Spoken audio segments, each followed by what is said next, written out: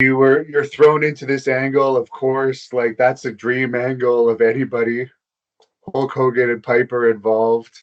What's your reaction when you actually show up to SmackDown and you're working with these guys? Dude, I was just so overwhelmed. Like it was so surreal. It would be surreal for me now as a 37-year-old to walk in and like work an angle with Hulk Hogan. Um, but at 19, and this is the guy that I grew up watching, and he is, he's man, that the whole scene was nuts because I'm sitting there in the arena, and I'm just watching the production put up the set and the big SmackDown fist, and I'm like the blue carpet, and I'm just like this. I'm like pinching myself. Like, are you kidding me, dude? This is fucking nuts, man. And then uh, a, a page or an assistant grabs me and says, "Hey, we have to go to Hogan's dressing room and talk about the angle." So I'm like, okay, my heart starts beating real fast. I'm just following her up to the dressing room, and I walk into this dressing room, and there's Vince McMahon to the left. The first time I ever met Vince, he walks, "Hey kid, how you doing? Great to have you on the team." Thank you, sir. Thanks for the opportunity. And then to my right is Roddy Piper. It's like, "Oh, kid, how you doing? Great to have." And I'm just like, "What the fuck, right?" Like I'm like, this is nuts, dude. And then I hear the shower turn off, and I'm looking around, and I'm like, "Where's Hogan?" I hear the shower turn off. Hogan walks out of the shower, naked as the day he is born. Just walks up to me, towel around his neck, sticks his hand out. "How you doing, brother? Nice to meet you. Glad you're here." And I'm just like, what is happening right now? I'm looking around like, where are the cameras? Like, is somebody punking me? Like, this is not. I'm like, put some clothes on, Hogan. He had shower shoes on, right? He had his flip Yeah. flops, but that was it. He came out of the shower in his flip flops, naked as the day he was born, and that's how I met Hulk Hogan. Just Wow. naked as could be. Yeah. Did And he I'm stay that 19. way when they were going over the angle, or did he I put think some clothes? I was so traumatized that I don't even remember. I'm like, thanks a lot for ruining my childhood, brother. Like, you know what I'm saying? That's really funny. Did you notice any tension between Hogan and Piper? Because in the past, when they were fighting for those top spots, it was always discussed that they had had some heat. Yeah, no, there was no tension, and Hogan was really really easy to work with, and he was so generous and nice when he didn't have to be. So like after our segments or a match that I would have, he would sit down with me and explain like, "Hey, this worked and this didn't work, and how can we improve next time?" And as someone who, I mean, I was so low on the card, and he's Hulk Hogan for crying out, he didn't have to do that. Um, but the tension wasn't between Hogan and Piper. I think they got along fine from what I could see. I could kind of feel some tension between Piper and Vince, um, which led in a few weeks after we started this angle, Piper got fired for that interview he did. I don't know if it was with Bob Costas or somebody else, but there was some kind of interview that Piper did that Vince didn't like what he had to say, and he was fired. So like from my perspective, I'm like, oh, this is crazy because not only am I in an angle with these guys and we're trying to get someplace, it's all been mapped out, but now a very key figure, a very key piece in this whole angle is gone. So what are we going to do now? And and then a few weeks after that, Hogan left. Like I guess there was some dispute over his WrestleMania check or something, and then Hogan quit. How did you get along with Hulk Hogan over the years? Pretty good. We started at the same time. We'd give each other advice at the beginning, and I mean, I was very lucky. I was in the territories that he was in, so wherever he was at, business got good, and business was on fire, and we got along great. You were involved in that infamous cage match with Hulk Hogan and Paul Orndorff. Any memories you can share about that? That was one of the biggest Saturday night main events I can remember. Well, 11 million people I was watched that match. Uh, what I remember about it was that it worked out exactly how it was supposed to be. Now there was a lot of people who thought that this isn't going to work, And that's why they put me out there, because if something should happen or something went wrong where either one of them wasn't ready to jump or jumped too soon or blah, blah, blah, blah, blah, it was uh, going to be too obvious that one hit the ground before the other, then, the whole thing would be, uh, I mean, I'm sure they would have found a way around it, but as it worked out, that's why I was there, because if that happened, then I would just do my thing and say, no, no, no, and make it work. You understand what I'm saying? And then it would be more controversy. And of course, the angle would be carried out.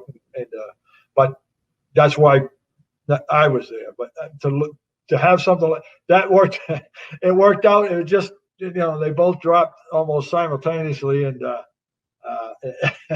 it worked out fine. So I guess I really didn't need to be there, but it didn't hurt to have me there as a backup. As far as Hulk Hogan backstage, I know he was a really busy guy. Did he treat you pretty well overall? Oh, yes. Oh, yeah. Yes, sir. Yeah, you could. He came in, he made sure he said hi to everybody and talked with everybody, never looked down on anybody. He was carrying the ball. He was rowing the boat. Who could knock him? And if you were working with him, everybody wanted to be on his card. They were doing 2 or 3 cards a night in different towns, in different parts of the country, in different parts of the world.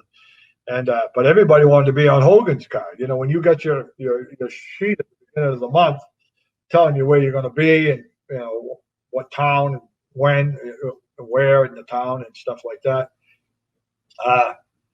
If you weren't on Hogan's card, everybody had long faces, because Hogan was going to draw, sell out wherever he went.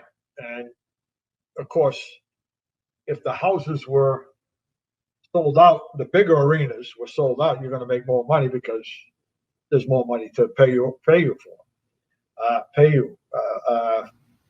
If you weren't on Hogan's card, then you knew you were going to have a mediocre week, good week, but I mean, nothing like being on Hogan's card.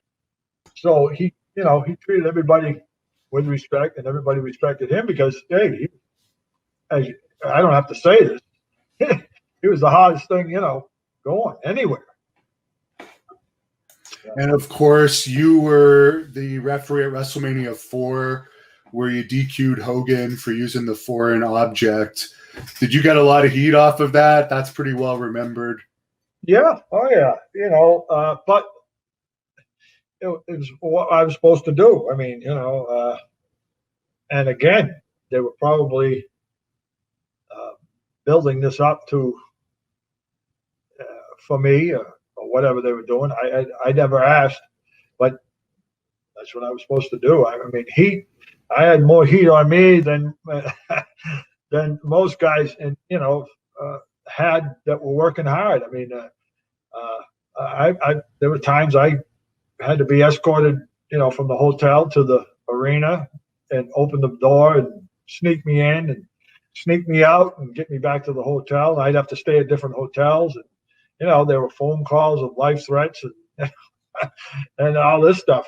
I had a lot of heat, so I really didn't need any more, but I didn't care about that. I just was happy that, again, as I said at the beginning, being a part of history that will never be forgotten. When you look at that era of WWF, we're talking about all these great guys, top guy, Hulk Hogan. What did you think about Hulk? Did you work with him a lot? Like, what was your reaction? And just maybe kind of going back and forth with the Hulkster. John, I've been to every big sporting event you could ever be covered. Sports between Game 7 of a World Series, the Stanley Cup Final, the NBA. I don't think I ever covered the NBA Finals, but the Eastern Conference Finals, major soccer events, Orange Bowl, #1 NCAA championships, everything you cover, and then some. And I will say that the entrance of Hulk Hogan into a ring with "I'm a Real American" playing is as bananas as it gets in any sports entertainment event ever. I mean, and this is back in the 80s where they didn't have as much going with lights and sound systems as they do now. Electrifying. And they would always hold them for non-televised when they did the card, because they wanted the crowd to stay for the 3-hour production, the 3 different shows. And then he would be in what they called a dark match, mostly. He was not on the local Saturday afternoon show very often, other than an interview or a storyline. His match would be dark. I think the cameras were rolling, but they wouldn't do play-by-play on it. But the crowd would stay. You know, it might start 7 and Hogan comes out 11:20 and they're going nuts. Not that you did a lot, right? But when I had a Hogan interview, and we did the interview on a podium in the crowd, you know, so you got 18,000, everybody's watching you.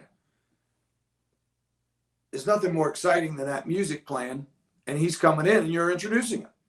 You know, he hits the ring and the place is going nuts. You know, what match is that? Nothing. You watch the TVs, a lot of matches were just squash matches, but mine especially, 2 minutes, 1 minute, handicap matches, whatever. It was just to get the character, one-man gang character, you know, more, I guess, over. You know, it wasn't like people didn't. So once you went to WWF, it's like you didn't have any past, basically. You just you started your career all over. I mean, anything you did in the past, it wasn't like I could get up there and say, you know, I was UWF champion. You couldn't say that. You know, you're basically a whole new person being reborn. So yeah, it was just to get the character over, and I was one of the few people that was allowed to even to actually, you know, hit a referee and do some damage to a referee. And one of the shows, I actually got to give the referee the finish, you know, and pick him up and slam him around a little bit. So yeah, they just did that to get me ready for Hogan. And so that was basically it. He said, just, you know, keep your tights clean, which means, you know, stay on your feet. Don't be taking no crazy bumps, you know, save all that for the Hulkster, baby. Yeah, and they did most of your Hulk Hogan matches on house shows. I don't remember seeing a recorded version when you were One Man Gang. What was it like working with Hulk Hogan? Because he was still at his peak in that point of popularity. Yeah, it was like, it's crazy. Well, I mean, I know I keep saying crazy, but, you know, it was crazy. I mean, you know, he was just, man, they built him up to be so over. It's just, I don't know. I mean, how do you build somebody up that much to they're over that big? You know what I'm saying? And as soon as his music would hit, he didn't even have to be out there. Just the music itself, and the whole building would explode. You know, and people say, "Oh man, well, you had sellouts after sellout after sellout," but I'm like, well, you know, it wasn't me. It was Hogan. Hogan could be out there with a broom and a mop and sell the place out at that particular time. I just happened to be the lucky body that happened to be against it at that time.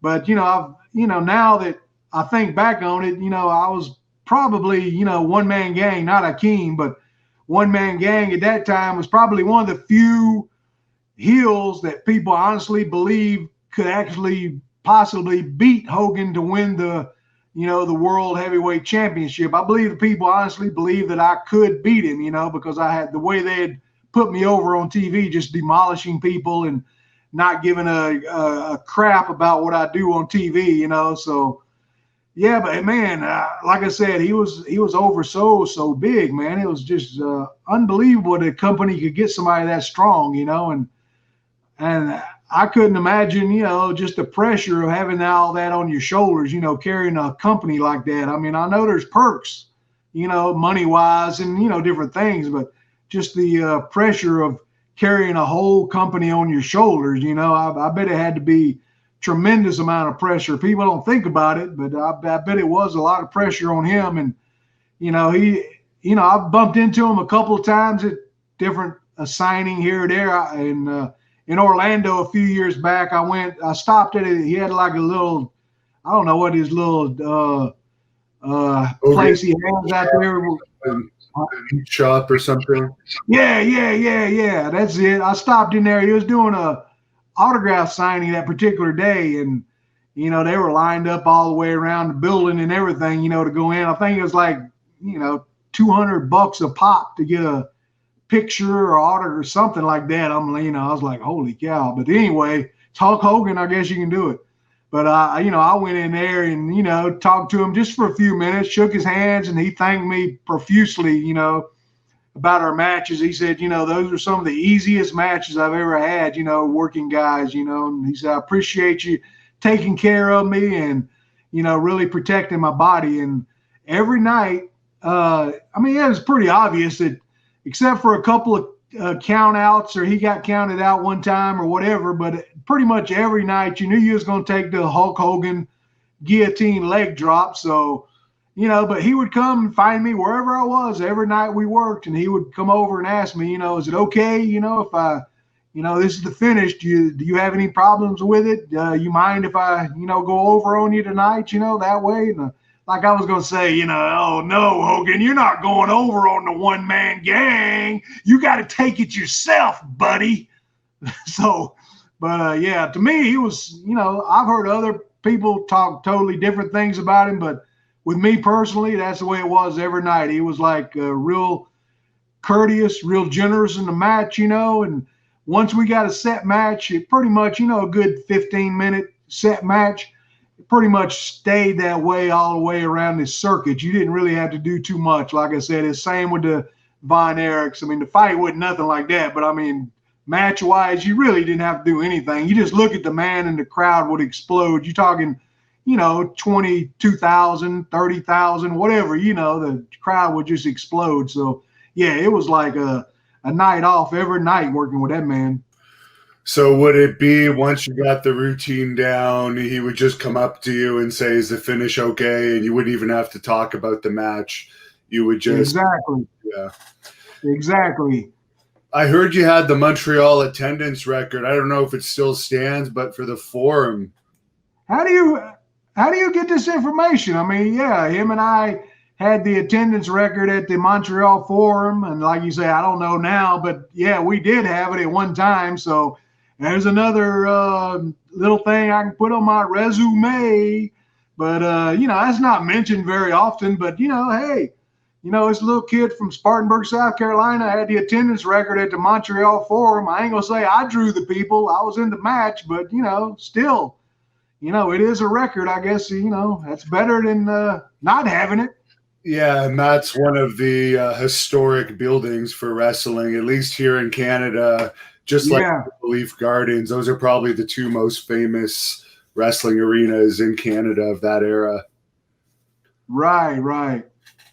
So as far as your pay for those matches, do you remember what your highest pay would be for wrestling Hogan on a house show? No, the pay was a set pay, Hannibal. It don't matter where I wrestled. It didn't matter if it was, 20,000 or 50,000. My pay every time him and I worked was $5,000. I'm not saying that's bad. Don't get me wrong now. That's, that's tremendous. I don't, but that was my set pay. I believe it never went over that, it never went under that. So anytime I was booked with Hogan anywhere in the world, in the country or whatever arena, it was $5,000. So, you figure if we're doing, you do 10 nights at $5,000, that adds up. You do 20 nights, 30 nights. I'm sure Hogan wasn't making that. I'm sure he was way over that, but he deserved it. He's the one he's the one that's over and drawing the crowd. I just happen to be the recipient of the big leg drop every night. I just happen to be in the right spot for that. So, no, I went and thanked you. I went right to him and thanked him, for that. And I went and thanked Mr. McMahon for paying me. I'm very appreciative, but I don't have any problem. Who the heck don't want to go out there and wrestle 15 minutes at the most and get paid $5,000? Are you kidding me? I've had regular shoot jobs, or I've had to work at the penitentiary for 12 hours at a time, and making, $13 an hour. Here I am. I go out in the ring and wrestle 15 minutes and get paid $5,000. Holy cow. You got to be joking. Who wouldn't love to do that? Did you interact much with Hulk Hogan when you were with the NWO? No. And it was kind of I don't know if, a lot of guys did, I guess. I've had some great talks with Hogan and sometimes, but no, not much. Not like other guys did. I mean,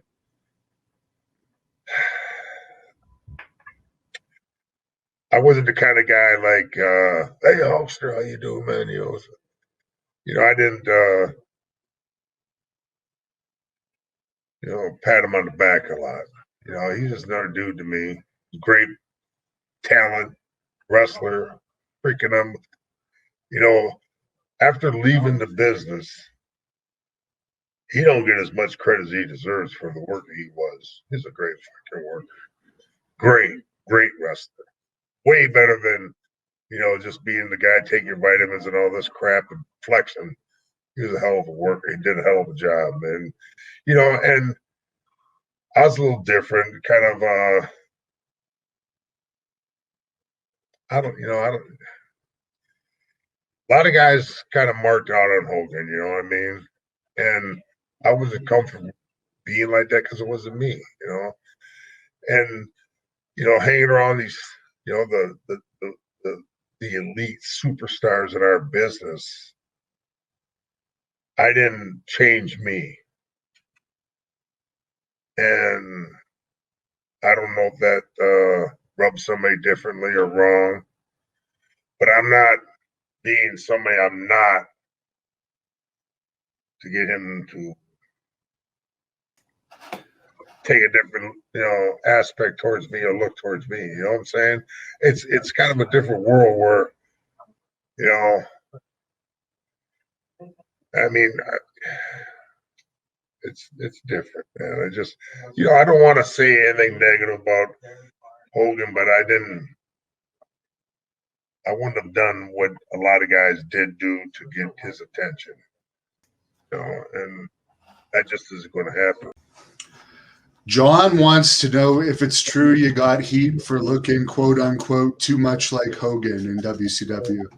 I think so. I can't help how I look. I see. Yeah, no, you can't. But I guess you just heard that back through rumors through your friends. Yeah. Donnie Wilson wants to know if you still have the boots that Hulk Hogan gave to you. Yeah, I think I do. Yeah, still do. What did you think about that angle idea? I assume that was also Kevin's, where you were the number one Hulkamaniac and you were working with Hogan, which he was just coming off his big WWE run at that time. Right. Yeah, that was kind of Kevin's kind of put that together, and Hogan agreed to it, so we went with it. Yeah. How did Hogan treat you? Okay. I mean, he treated me like he treats everybody else, kind of, I think. Kind of standoffish. Even when you were tag team partners with him? Yeah. Now, for someone like Hulk Hogan, you always hear he liked to just call it in the ring. When you were doing tag matches with him, was it similar to that, or did you plan things out? We didn't plan a whole lot, just a little, and we went in and did it with whoever we're working with. When Hulk Hogan brought in all of his friends to WCW, did that bother you at all or affect you? Not really. It just, you could just tell that he had more leverage than any other wrestler in there. You know what I'm saying? You could tell, in the locker room could tell that too. And that's kind of what I think, I think that's when the bookers really lost control, is when he had that power of attorney in his contract. Fart Doctor wants to know if you had heat with Horace Hogan. I don't think you were. Who's Horace Hogan? Who's Horace Hogan? You don't even. Yeah, he would. It's Hulk Hogan's nephew that came into WCW after you had left, I believe. Oh, yeah. I know who you're talking about now. Yeah, I remember. Yeah. Fart Doctor. I like that one. That was it. He went, told Hulk, and he told Hulk, you got to get rid of him. And that's how a very nice human being that busted his ass got fired by a guy that was sucking Hogan's ass and didn't give a fuck about another human being. And the guy probably didn't even realize how vicious he was doing it. He was just trying to protect Hulk. Well, if you can't tell the difference between Hulk Hogan and Dave Sullivan, you don't need to be watching wrestling. Do you have any memories of Hulk Hogan? Yeah, sure. My first memory is Japan. It was me and Andre the Giant against Hulk Hogan and Sakaguchi. You know, and we went out. He said, "Come out with me tonight." I said, "I can't." I said, "I told Dick Murdoch that I'd go out with him," and so I went out with Dick Murdoch. You know, the next day I seen Hulkster, and I said, "You should have come with me last night. I told you to." He went out with Sylvester Stallone. You know, for Rocky 3. Rocky 3 was just playing in the movie theaters over there, and in fact, me and Hulkster went to see Rocky 3 in Japan, and we went in the theater. The movie had already started, and it was all dark. Of course, when the movie was over and the lights came on, the people went absolutely nuts. They couldn't believe it that he sat right there. It was really, really great. And I used to go and we knock on a door, in the big private clubs. And I said, I'm the bodyguard of the Hulkster there. And we used to go to the all the clubs around town. We could get in because the Hulkster, he was just he was so over with the people. And of course, the next time I met him was in New York, But I don't actually think he even. I just took it for granted that I'd changed quite a bit. I just took it for granted that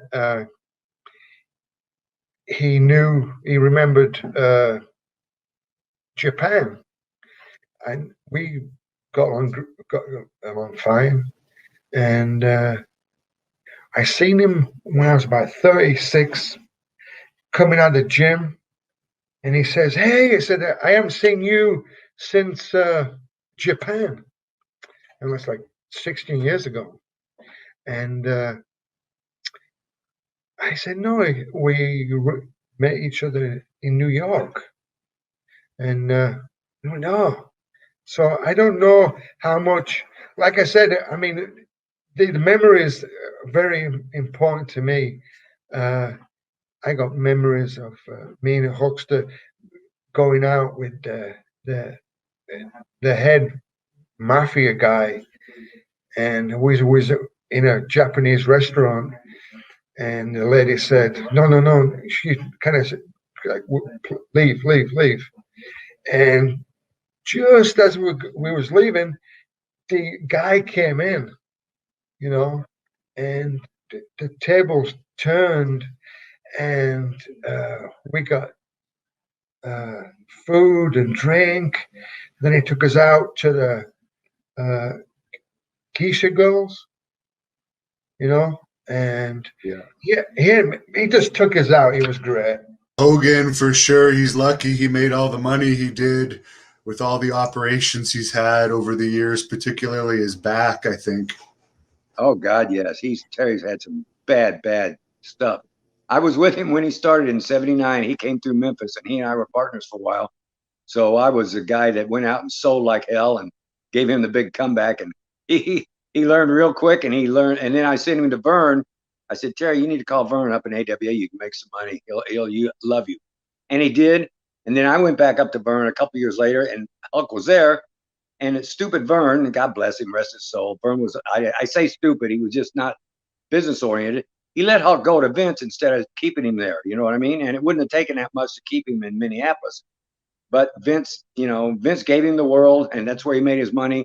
And I think he probably would have made as much with Vern but Vern would have wanted too much of everything that he made, and where Vince was a little more fair on that stuff. But that's all history. But Hulk was one, I was with him through his starting his reign of popularity. He was a great guy too, good to travel with, fun guy. I love him to death. But man, he made it big, and if it wasn't for that split that he went to Vince, I don't know if he would have ever made it. He would have still made it that big later on down the road. But if he would have stayed with Vern, Vern was just 3 nights a week. Good money, don't get me wrong, but he was some nationwide, some other TV shows all over the United States, but it wasn't what Vince was planning or plotting.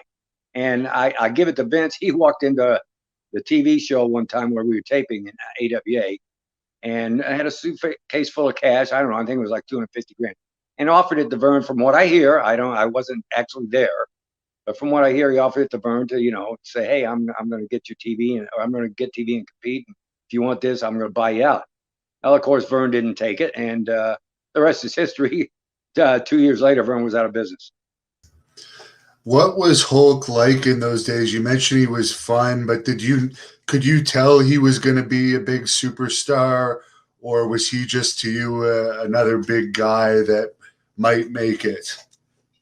No, I could tell. You could see. Not only was he big, but he was hungry. He wanted to learn. You know what I mean? He'd ask me stuff, and I'd tell him. And Jimmy Valiant, handsome Jimmy Valiant, was in the territory at that time, and he asked Jimmy all kinds of stuff. He wanted to be a superstar, and he knew he had to get big, and he was. When he first started in Memphis, man, he was like 375, 380. He was big. He was huge. He cut it all later, for when he was on the road to get cut up a little more and not have to carry so much weight. But he was huge, and he caught on so quickly. He really caught on to the business, and it's a timing thing. It's like dancing with a stranger, and he caught on to that so quickly, and that's what you need, because there's guys, trust me, there's guys out there that are bigger than me, can run faster, dodge fast, whatever you say, but they can't get it. They don't get it in the pro wrestling ring. When you're in front of 20,000 people and you can do something in the ring and make them lift their finger or boo or cheer, then you got it. If you don't have that, get your ass out, because you're going to go broke. You may have had a match or two with Hulk Hogan when you were in WWE. What was he like back there? Oh, yeah, I had a did a 6-man tag with him. I forget where it was, or that'd been earlier, because Orndorff was in that one, and a Saturday Night Main Event up in New Haven, Connecticut. And man, Slick was out there. Of course, that made it easy. And Nikolai there at ringside had a ton of heat. And when Hulk went to make his comeback, man, that building was shaking. You could feel the building vibrating, the people that were there and everything. And it was like nobody else I'd ever been in the ring with. I mean, he was over like $1 million. And like Bill Eadie used to say, Hulk was a goose that laid the golden egg. No doubt about it. He was one big, incredible baby face. And I don't believe we'll ever see another one like him. Before the match, would he be nervous at all, or want to talk over all the details, or was it just call it in the ring with him? It was pretty much called it in the ring, because I knew what Hulk, what he did, and we went over that a little bit, the spots and stuff and everything. But we just went out and went with how the people went and stuff, and pretty much called most of it in the ring. Did he ever have much communication with you backstage, as far as just always friendly, always talking to each other and stuff, because he remembered and enjoyed working Southeastern too and stuff, and we had that in common. And he always talked about how he enjoyed the Houston County Farm Center, because that was a arena with a setup of its own, and the crowds there, and the aura in the building, the mystique of it and stuff was just incredible. And Hulk always talked about how that was one of his favorite arenas too that he worked in his career. One day at TV, Vern during a break said, "Hey, we were getting ready to go to, as it happens, Winnipeg." And he said, when we get back that Monday, I want to have you out to the camp. I was just thinking that, I want to start having you do some more play-by-play. then just showing you a bunch of the holds will probably, help you doing play-by-play. And I was like, okay, fine. And that was it. And then that night, I got a phone call from Hulk, of all people, who was still in the AWA. And he said, they want to know where I live. And he said, I'm going to pick you up tomorrow morning when we go to the airport. He said, oh, I need to talk to you. And I'm like, okay, why is the top guy in the territory coming to pick me up? And he did. And I got in the car, and Hulk said, listen, he said, all this is predetermined and the work. He said, whatever you do, don't you dare go to that camp, because all he wants to do is stretch you, hurt you, and make you believe this is real. And then Hulk was one that proceeded to smart me up, because I guess he decided I was an okay guy. And he said, you know what? I don't want to see him get hurt, because Vern's trying to kayfabe him. What were your thoughts on the whole situation with Hulk, as he describes in his book and many interviews, that Vern just wasn't treating him right, and that's what led to him jumping to WWE, which ultimately was a huge blow to Vern?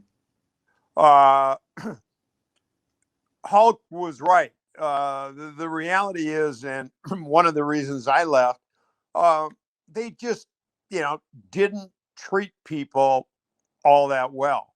And I remember I had a bit of a conversation with Hulk. One of the things he was upset about was, they were selling the T-shirt with his likeness, as they were some of the other top stars, but they weren't giving them, any residuals. The attitude was, hey, without us, you're nothing, so you're not entitled to anything. And I know that bothered him a great deal. And I remember, we talked, everybody knew he was thinking about it. And, by then, being a wrestling fan, even I was watching, WWF at the time, their production, their matches, everything. And I remember saying, what's holding up the decision? What are you even thinking about? And it was interesting and very true. He said that Vern had the one thing that Vince could not offer him, and that was time off. Because, the AWA, again, as you talked about, we had the territories, the big markets, Chicago, Milwaukee, Winnipeg, Denver, Salt Lake. But oftentimes the guys would take off. They do Thursday, Friday, Saturday, a show Sunday, and they'd be home Monday. We do interviews on Tuesday. They'd be off Wednesday and leave again Thursday. And, when anybody went with Vince, I mean, you were on the road 20, 25 days a month easily. And that was his big hesitancy. But, in the end, he let him know he had a commitment. He was in Japan, that he was not going to be coming back to the AWA. And one of the things that, I just didn't think was right, they, knowing he wasn't going to be there, they kept, advertising him on the upcoming house shows. But he could have been treated with a lot more respect, as could a lot of, other guys. So money was certainly a huge, huge part of it. But I think the respect factor and how you were treated probably played into his and other people's decisions. Did Hulk Hogan treat you well when you would see him behind the scenes? Yeah. He's a super guy, super person. Very, very respectful. Sherry and I actually were stranded one time, I think in Canada, and we were at a little private airport, and we were trying to make two shows. We just come off of one, and we had a double, so trying to get to the other one, and somehow our flight or arrangements were screwed up. So Terry said, "Oh, come on, girls, you can hop in with me." So we got on his plane and took a ride, and he flew us into the next shot. And in fact, I remember on the flight, he was talking about his new movie coming out, or the movie he had written. I think he wrote it, right? Was the No Holds Barred? Yeah, I think him and Vince kind of co-wrote it. Yeah, yeah. So that was the first I ever heard of it. It was there on his plane. It was pretty cool. And I guess you liked wrestling on his cards because your payoff would have been bigger if he was the main event. Yeah, not necessarily. No, no. Like I said, we had no idea how the money was cut up, how what went into figure and how much we made. It didn't seem there was no significant difference from one to another. Big card, little card. Now, you had a match with Hulk Hogan in WCW, and you're one of the probably 10 or less people that beat him in WCW. How did that whole thing come about? I got no clue, man. I just showed up to the arena and they said, "You're working Hogan." And I was like, "Excuse me, sir." We've said hello a few times. And, I told them the whole story when I met you and I was like 12 years old and I shook your hand and it was like putting on a baseball glove. You're just this monster. And I'm just so honored to work with you. I said, you've heard this a million times, the whole thing. And he would, with me, I don't know if it was because of music. He's a bass player, I'm a guitar player, and we used to have those kind of conversations. He was so fucking kind to me. He was so cool with me. And he would invite me to his dressing room and all that kind of stuff. And when they said you're working with him, and he said, "Hey, brother, take it easy. I got a knee injury." And I said, "Look, all you got to do is do this, and I'll take 75 bumps. I don't give a fuck. I mean, you're Hulk Hogan." I mean, I called my mom. I called all my friends. I said, "Can you believe it? When we used to watch, VHS tapes of Hulk Hogan, and Mr. T and shit like that." I said, "I'm working with Hulk Hogan." And I was taking pictures, and I didn't want to bother him. And then they said, "Well, you're going up." And I was like, "What do you mean?" And they said, "Yeah, you have to pin Hulk Hogan." And I went to Mr. Hogan, and I was like, I don't feel right about this. This is so wrong. I said, I can't do this. I mean, it's, it's kind of sacrilegious to me. You're Hulk Hogan. I said, I don't, he said, "Brother," he just, "Brother, it's okay." And what are you supposed to say? You know what I mean? That's scoring the overtime goal in the Stanley Cup. That's kicking the fucking penalty kick in the World Cup, home run in the World Series. I mean, you're in the ring and if it wasn't for Hulk Hogan, none of us, I don't give a fuck who you are, none of us would have a job. This industry wouldn't be what it is. There wouldn't be an industry. The WWE would still be the WWF, a local promotion in New York City. Fucking Hulk Hogan is the reason we're here. And you put a guy like me in the ring with him and I have to pin him? I was so embarrassed. But at the same time, I'm just still to this day, 20-something years later, blown away by that. As far as Hulk Hogan, I know you wrestled him many times, and of course he took over after you were champion and went on to have a very successful career. What are your thoughts on him as a wrestler and as an individual outside the ring?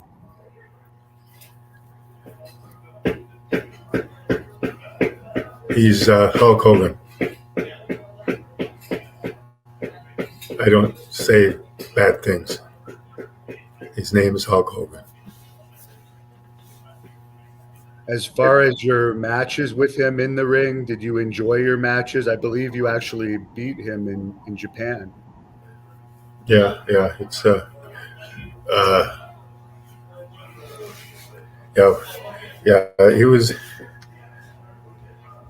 he was good. But was he over in Japan when I was over in Japan? I believe so, but he was still a heel at that point, I think. Yeah.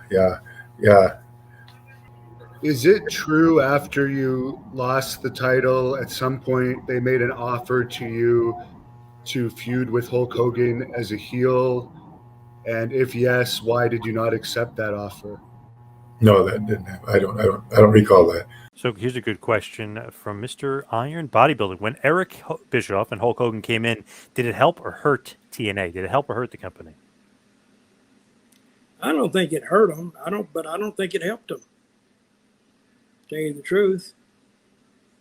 Again, I wasn't there, and I've told you this story before. See, when talent like Hogan or some guys come in, when it was time for him to do something to help the company, well, he didn't do anything to help WWE. He wouldn't put nobody over because that would hurt him. Don't even look at him, and I don't think he put anybody over in TNA because they looked at it through two sets of lens. One set is the TNA set, which is right now.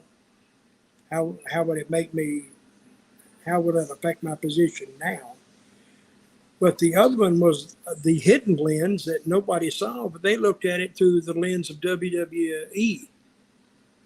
It's like, what if Vince sees this? What if he sees me get beat in this company down here? And it kind of made sense, really. But I don't think it hurt them, helped them. It should have helped them a great deal. They did one over 2 rating with Hogan. They did over 1, I heard. And then the rest of them were just average ratings. I think he did a 2.1, which is huge. That's like 3 million people, I think, then. But we're usually doing 2 million anyway, almost. We was doing a 2.4. I think he did like a 4 or 3 something. I don't know. But it didn't show. See, Hogan wouldn't make any house shows. He just did the TV. So if you're not going to do house shows, that's part of your income. And I don't know what they paid him. Whatever it was, I don't think he was worth it. No, I didn't have a bad time down in WCW, but then of course Hogan came in, and there's the bad blood between he and I, and then they didn't even call it. The last 6 months of the contract, I didn't even have to show up. They just paid me. Oh man, it's such a shame that they let you go, especially, or that they didn't use you correctly at that time, because it could have just been so great. And as appreciators of your craft, we would have loved to have had you those last couple of months. Well, the problem was Hogan, because Hogan, I found out later in my lawsuit of Vince, Hogan was the one that ratted me to Vince when I tried to unionize. Right, okay.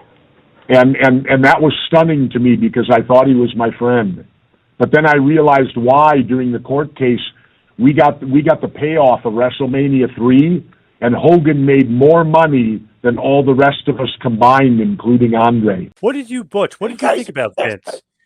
What did you think about Vince McMahon? Is he a genius? I mean, obviously we know what's going on today. He's getting in a little bit of trouble, but what do you think about Vince McMahon? I think he's a genius. And as far as I'm concerned, and Luke, I think, he treated us great, and he treated anybody great who was willing to work hard, because he was one of the hardest workers you've ever seen. He did work. He never stopped. His whole family were hard workers. And so if you worked hard for Vince, he looked after you. And he and a lot of guys, especially in the wrestling business or in any showbiz, when it was their time to have to pack up and leave, they didn't like it because they thought they were there forever. But you can't do that with talent. You can't keep them forever. Otherwise, the whole thing would become boring. You've got to keep changing your talent. I think at the moment, that's why the ratings are like that today. Look at Brock Lesnar came back in the match last week or 2 weeks ago against Roman Reigns. They started that 5 or 6 years ago. They've got to get fresh talent up there. You know what I mean? Some new faces, and Hunter's doing it. Anyhow, getting back to Vince McMahon, there would be no wrestling today if it wasn't for Vince McMahon, mate. You know, he kept this fucking business alive all around the world. I agree. Yes, he's got to be a genius. The TV was going into bloody near 200 countries when we were on it. So everybody knew who you were, no matter which country you went in. They knew you straight away. You know, it was you certainly, they knew from the television, the coverage was so great in all those different countries I went into that it was an unreal experience. Only trouble is, your own life didn't become your own life anymore. You couldn't even take your wife out to eat. Otherwise, you'd have people surrounding you at the table, lined up for autographs, people with cigarettes in their mouth, bending over your food, saying, sign this, sign this. And of course, us being the baby faces, if you didn't sign it, then, oh, bugger that guy. Jesus, he signed his, but he didn't sign mine. You know, so we had that to have to do. Poor Hulk couldn't even get out of his hotel room. He was stuck in his hotel room because if he came down to the bar, he couldn't even have time to have a drink because he'd have a line up out to the street. Yeah. That's how much it was. Yeah. It feels like, that era of wrestling, the guys are larger than life. I mean, you guys are larger than life, but Hogan, I always call it the Hogan era. Everyone says, the golden era of the WWF is that. I call it the Hogan era because he's at the top of the mountain. He's making everything possible. Yes, obviously with Vince's backing and with you guys, and Andre and Macho and all these other great wrestlers. But what do you think about like Hogan and the pressure on him because he's the top guy? I mean, everybody knows who he is. I mean, everybody's grandmother knows who. Everybody knows Hulk. He does signings. I live on the beach. I live near him, and then he still does signings, and it's all sold out online before that he goes to the store to do them. It's crazy. The lines for him are crazy. Still on Clearwater Beach. I was just down there at the beach shop. Sold out. Yeah. Yeah. Now, mate. I'm jumping back a few years. When we were it wasn't WCW, it was NWA then. They turned to WCW the year we left. Anyhow, when you were that company, you were a wrestler. When you changed to WWF, you became a celebrity. That's a big difference. Yeah, that's the difference. Get you out in front of all walks of life, toy companies, Sportsman of the Year dinners, other dinners for other celebrity, different parties he'd put you in. And, different, because he wanted to draw different audiences into our business. And Butch and me were set to a lot of those things to do because we were two guys that stood out with our accent. We weren't Americans. And that was it. We had professional baseball between NWA and WWF. We had professional baseball teams and professional football teams there in the States marching out to the field or marching out to the pitch just the same as we all did because they all loved us as well. I mean, I meet All Blacks here today who's the top of our thing in New Zealand. They're the people that everybody looks up to the most. And I see a couple at the gym now and again. And someone will say to them, oh, do you want to meet the Bushwhacker? They're much more excited to meet me. Here I am at 77, an old man with all my injuries. And they want to meet me more than I want to meet them, even though I, love meeting them, because they grew up watching us. They marched all around their school, around their house, around their area as bushwhackers. They all just loved it. They grew up watching it. When we grew up, we didn't have that, of course, as I said, because we didn't have TV. So we not only got over very big in the States and around the rest of the world, it really took this country by storm as well, because we were local. We were two local boys had finally made it. And there was even people saying that, and this is a fact, they were talking about knighthoods and all that in those days because there was more people drawn into knowing where New Zealand was, because with us, with the New Zealand flag and the coverage that we were getting with Vince on the TVs around the world, that what they were from these people who were inventing great things and stuff, which to me was actually quite embarrassing. Man, you guys Being a are Kiwi. so over. Like Hogan, obviously he's at another level. He's so popular, but you guys, the popularity of the Bushwhackers is crazy. As soon as that music hits, everybody knows it, and the crowds would go nuts for you guys. Yeah. We were very lucky to be at the right time and to have it and to have it happen. And also, too, John, we did work hard. We didn't just swing our arms or anything else. When we were in the ring, we did give it our all as much as we could. Because as you can imagine, many matches, either one of us or both of us would be pretty injured, pretty bad. There was tons of times when we'd have a corset that held our hips in, and one night Luke would have to wear it, and the next night we'd toss up who was going to wear it because both our hips were out, and we'd have to share this corset to hold us in just to get out there and perform. People don't understand that. Many times, us and different wrestlers would get out that curtain after their match and just collapse on the concrete and have to be helped into the dressing room or into their cars or anything. People don't see that, but it's true, and that's what happens. You had Hulk Hogan's first match in WWF back when he was still a heel in Madison Square Garden. Any memories of that? Yeah, well, that was great. I mean, that was it was actually my last match. It was I'd been there. I don't know, like not quite a year, but I was going to go back to Mid-South, and I remember Vince Senior coming to me and he says, we've got a lot of big hopes for this guy, and he says I want you to get him over. And I asked him, I said, well, how do you want me to do it? And he just looked at me and he said, Ted, he says, I trust you. He says, I know you'll do it. You'll do it well. And I did. And I put him over. And that was what was funny, is that I was the baby face and he was the heel.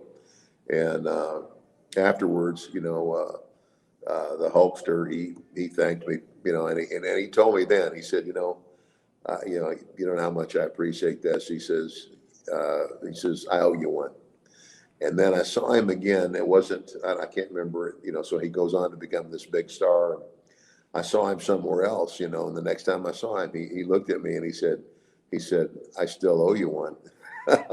And so then, of course, when I went back to work, for them in '87, that time when I saw him, he says it's payback time. And of course, the rest is history. And for fans that don't know, I mean, I've wrestled a bit. Your first match in the territory is so important. And if you had somehow blown that for him, it could have ruined his whole run. Yeah. We didn't, that was in the fall of '83, early September, late August. And so then we didn't hear anything back from him. And then we do our battle royal. So we had Andre the Giant through October. And then the winner of the battle royals would beat the world champion. And Hogan had a match. He'd won the battle royal, had a match with Bockwinkel, didn't win it. And then we had him booked in Christmas week was a big week for us. All our major cities were sold out. And they had 6-man tag team matches with Bockwinkel, Stevens, and Jerry Blackwell and Bobby Heenan in their corner against Brunzell, myself, and Hulk Hogan. And at that time, and we had to sign a non-disclosure with CBS. They wanted to do a Saturday night 2-hour special in April, and they wanted Bockwinkel and Hogan for a championship match. So Hogan, we had that whole week of Christmas. Hogan had gone to Japan right after our last Battle Royal in Phoenix, and he didn't show up in St. Paul that night. And my dad had got a letter 2 days before from Tampa, Florida. It said, "I'm not coming back." Signed Hulk Hogan. And Vern looked at the letter and he said, "Oh, Tampa, Florida." I mean, he knew Hogan was living in Minneapolis at the time. He said, "It's Eddie Graham." They were always pulling jokes on each other. So he just threw it away. And then Hogan didn't show up. So I called him after the St. Paul. I said, "Hey, man, what are you doing? Why didn't you show up?" "Well, I'm going to go work for the WWE starting in January." I said, "Well, business isn't done that way. There was, in wrestling, it was always your handshake was your contract. Nobody ever broke that till Hulk Hogan broke that. He didn't show up for those. And then what McMahon did, he started picking off our talent in the AWA. Nobody was under contract. And he got Gene Okerlund, our announcer. He got some more of our talent. Every time we got somebody really established, he'd grab them. And we battled him for a while, but pretty soon he went in and started buying TV time slots that we had in San Francisco and tried to get it in Denver, tried to get it in Minneapolis, couldn't. He got Winnipeg. He started buying the time, buying the show that we had a rating, a 24 rating with a 64 share of the audience on our syndicated program. Wow. And plus, we were across Canada on TSN. So by getting Winnipeg, he got all of Canada from us. And he kept hitting us because he needed those big markets to make what he was trying to do work.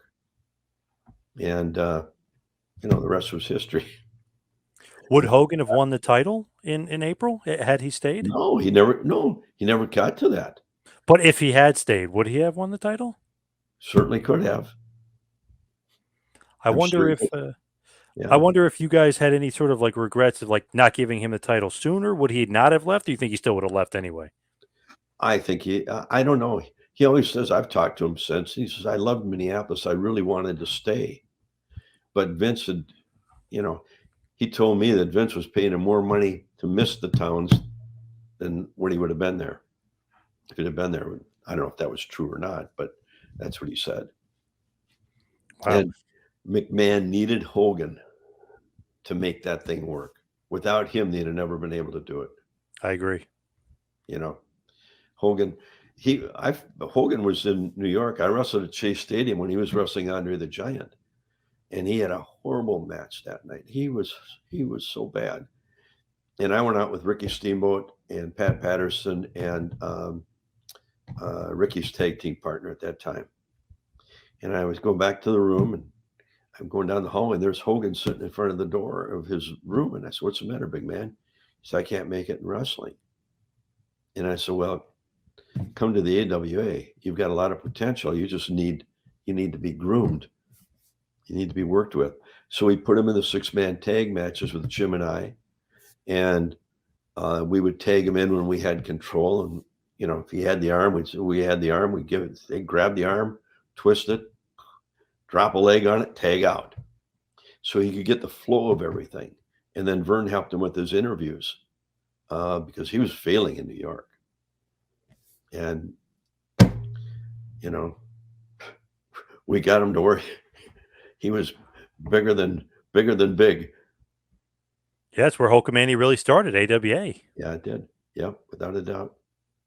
I agree, though. Without Hulk for Vince, I don't see. I mean, all those other guys are great, but you need that top tier guy who's the most charisma, like to be the top of the mountain, and then everybody else can fall underneath. He was the guy. And then once that, and they all wanted, and then he got the network TV, and all the wrestlers wanted to be on the network TV. And then they all started.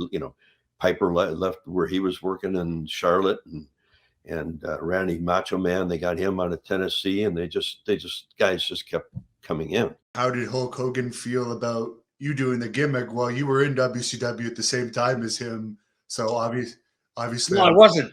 It was funny because, of course, he was up in WWE or WWF, what you want to call it, and I was in WCW.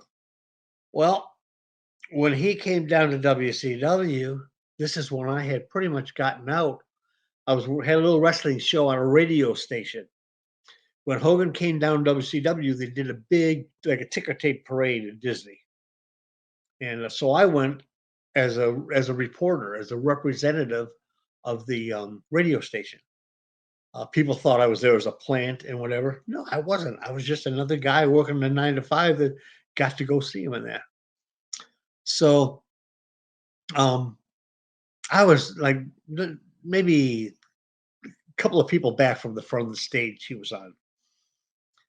And he looked, I don't know if he looked at me or not, but he looked down and looked at me again, just kind of a little nod like that. And that was it.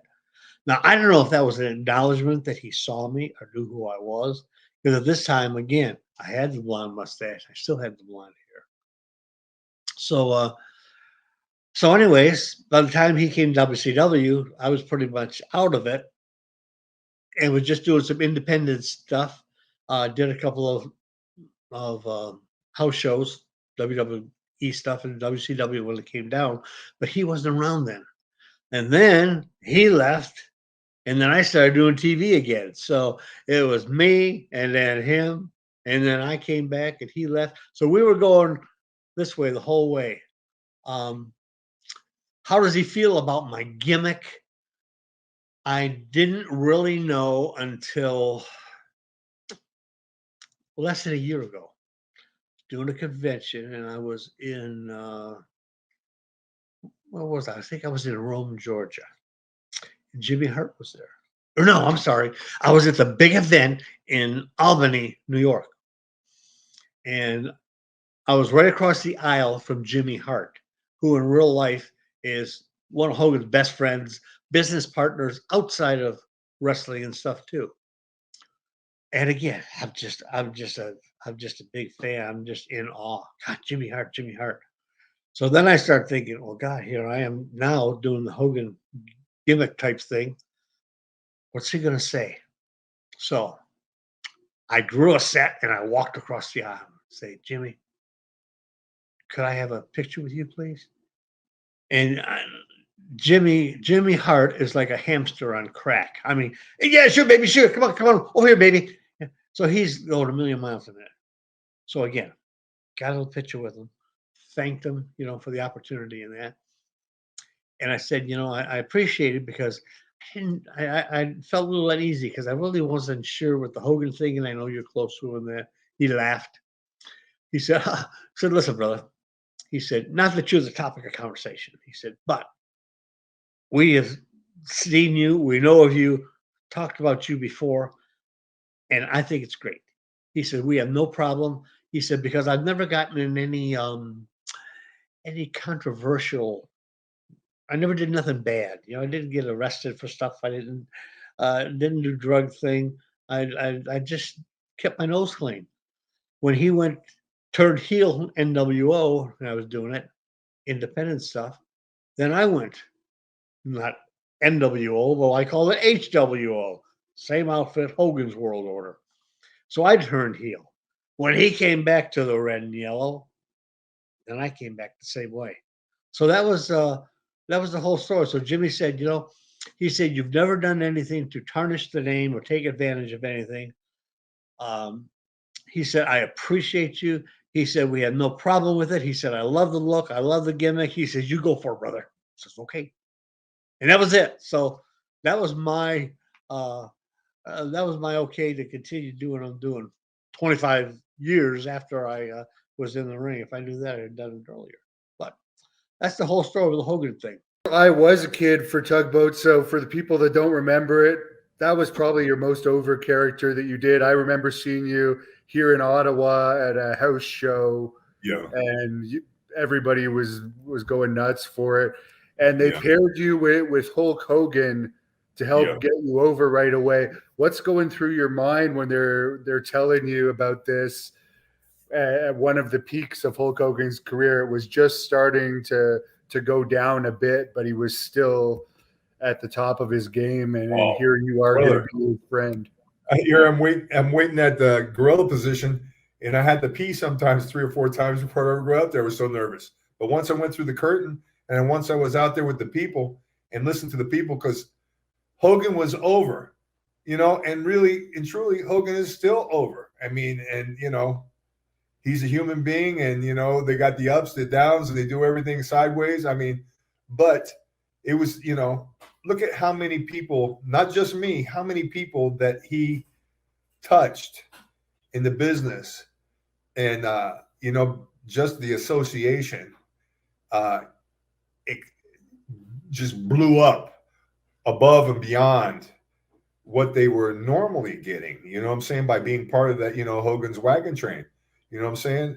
I mean, he was over, son of a gun. I enjoyed it. He wasn't a scientific wrestler, true, but what he did and all that, and when they brought him in, you know what I'm saying? He worked he's worked all around, and then they did that Rocky movie, and kept him on the down low, and then boom, brought him in, and with Classy Freddie Blassie is his manager, and he was a beast.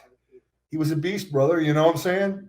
And he could cut a promo, to the best of them, and got over. Yeah.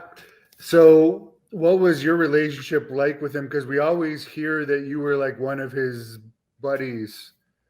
So I assume that you were friends with him behind the scenes too. I was good, but I'm not we were friends, and he's always been respectful, and that, and I mean, some guys, I'm not the kind of guy that goes, hangs out, and I don't want to say a Klingon or whatever else, you pick and choose your friends, but that's just me, but I love the guy a lot. I like what all the things and stuff like that.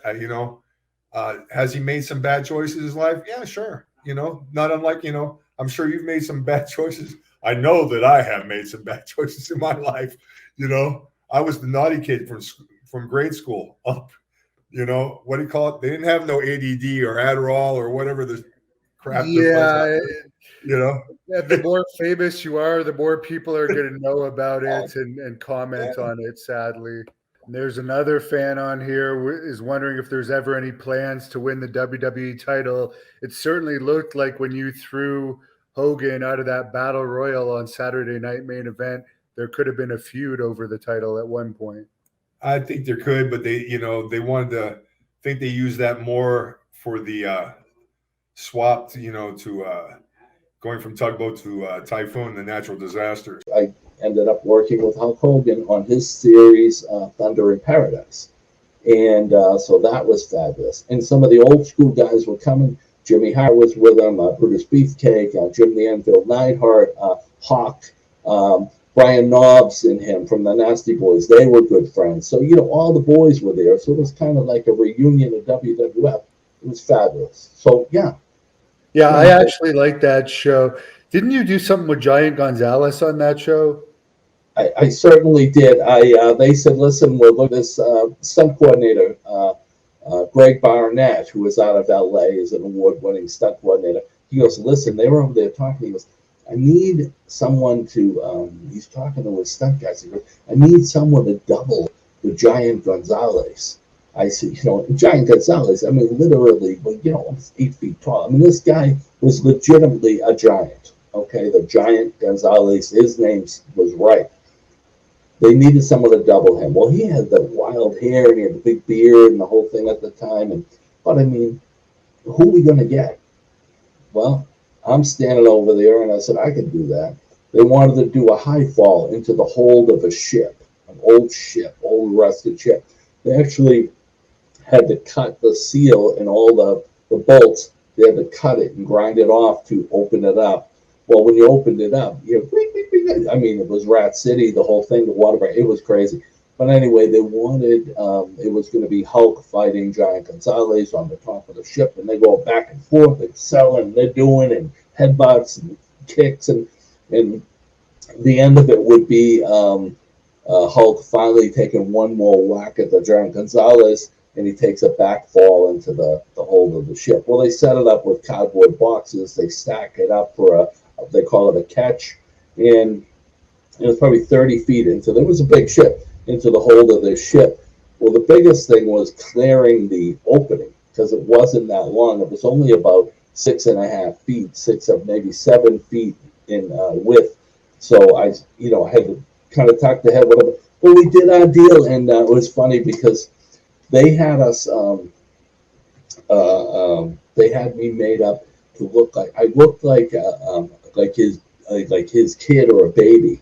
I mean, I was literally, up to just into his ribs, and I was standing like this, and he's got his arm on me like this. It was great. There he is. There he is.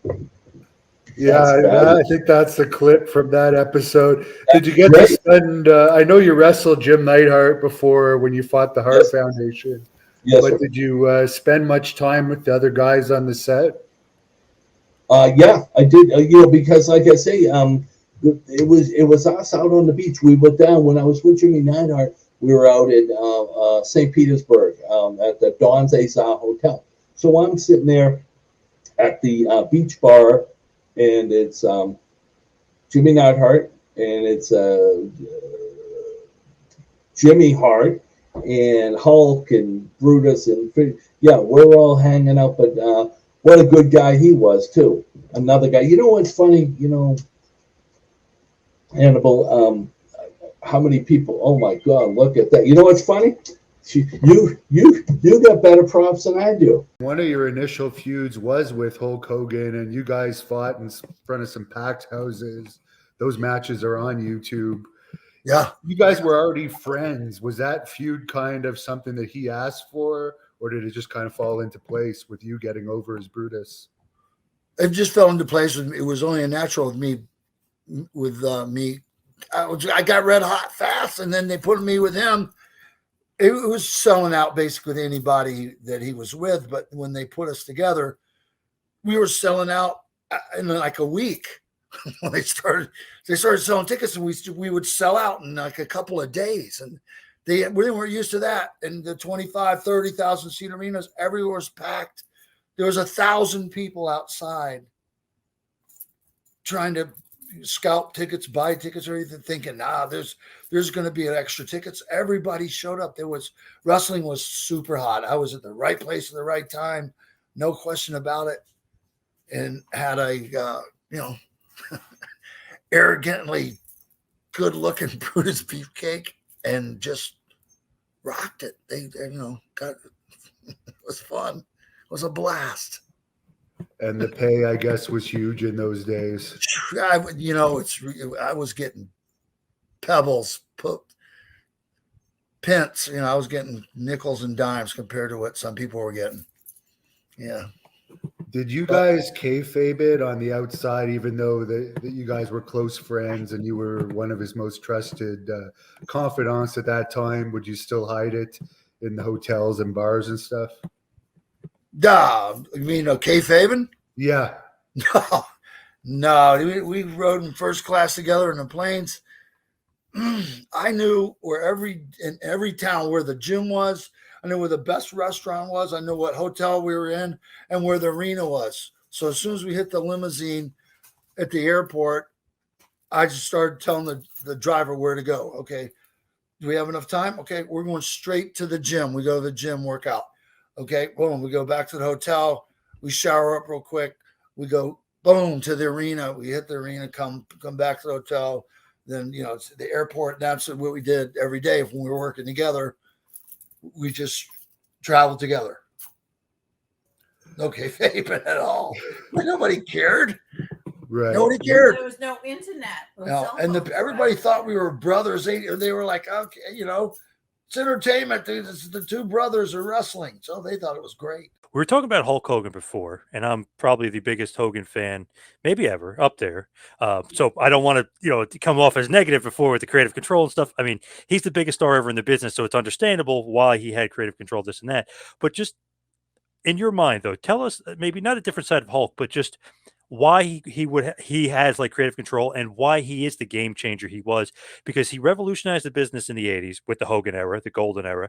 He revolutionized the business with the NWO and WCW in the mid 90s. So just to put a positive spin on the Hulkster, because I love the Hulkster. But in this let's go to the first part of your question. Why did he have creative control? Let's go back in time. It's 1994. Hulk is negotiating and talking to this cat named Eric Bischoff, who he's never met, Yeah, right. knows nothing about. Yep. I was the C-Squad announcer turned president of the company all of a sudden. And on the other side of that table is Hulk Hogan, who's been in the business now for 14, 16, 17 years, has become 1994 at not too long ago had become the face of professional wrestling, period. Never before has a professional wrestler made the cover of Sports Illustrated, and reached that level of mainstream kind of crossover appeal.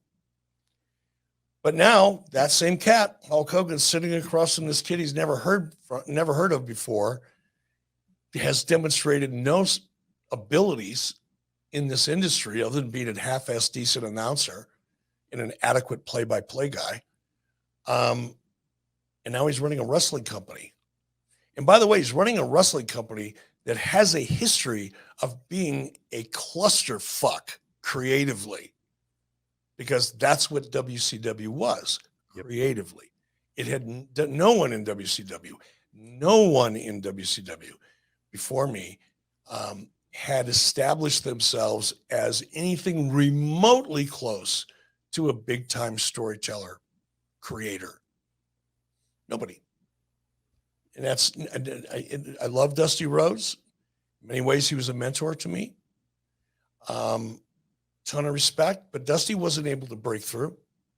Dusty wasn't able to turn WCW around to be anything more than a real minor league distant number 2 to WWF.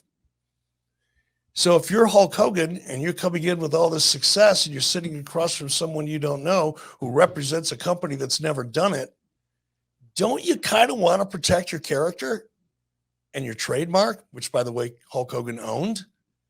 Or are you just going to walk in and say, here, write me a check and I'm going to give everything to you, and if you want to bury my character and bury my trademark and make me completely useless in the future, have at it. You're not going to do that, especially if you're smart.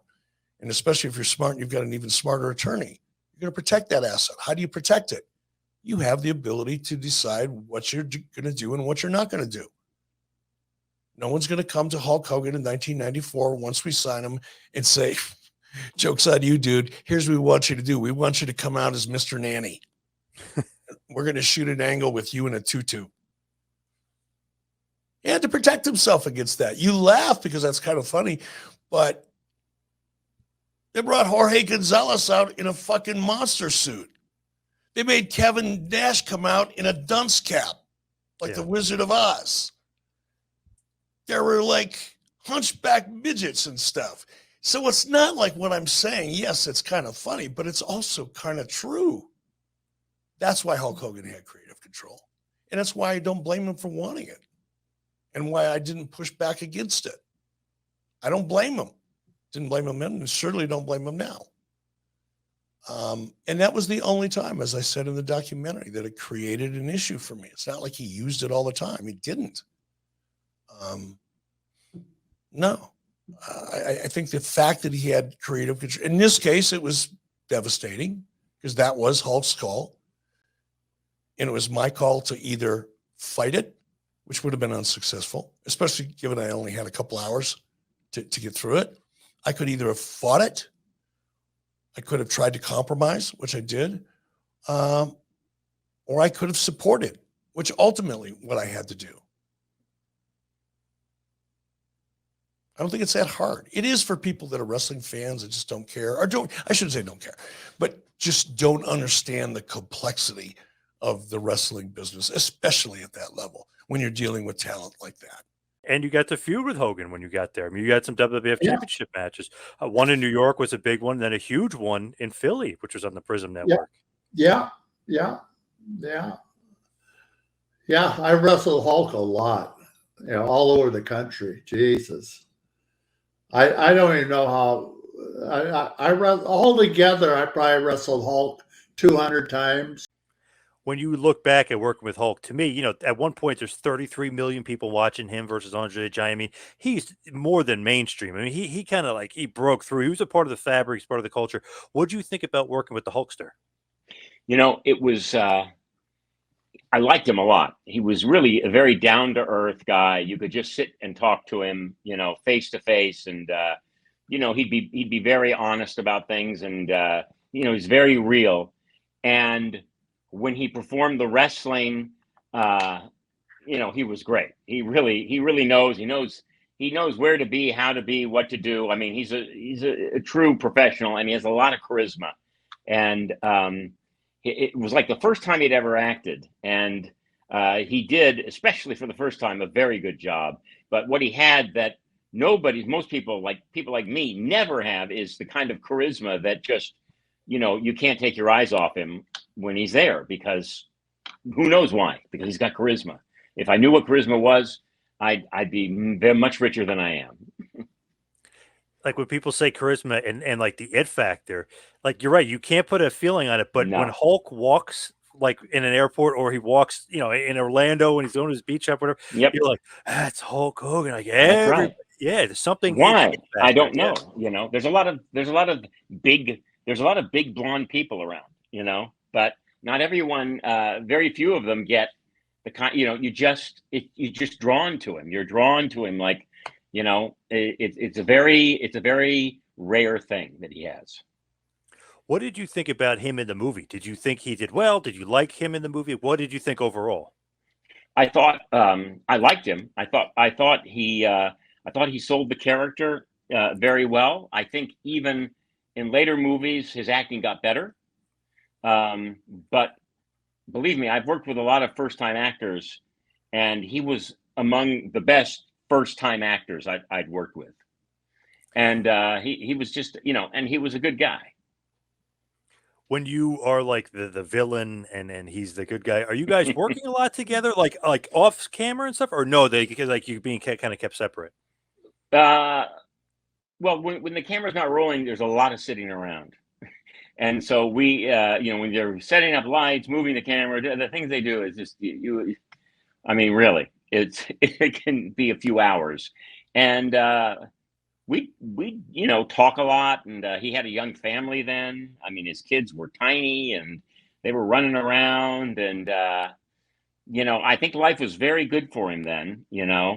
And I thought he was a pretty happy guy, and had a good hold on things. He was really trying to maximize his potential, and he knew what worked, and he was very good with it. So yeah, we did spend a lot of time together, but it wasn't like wrestler villain, or it was just two people talking.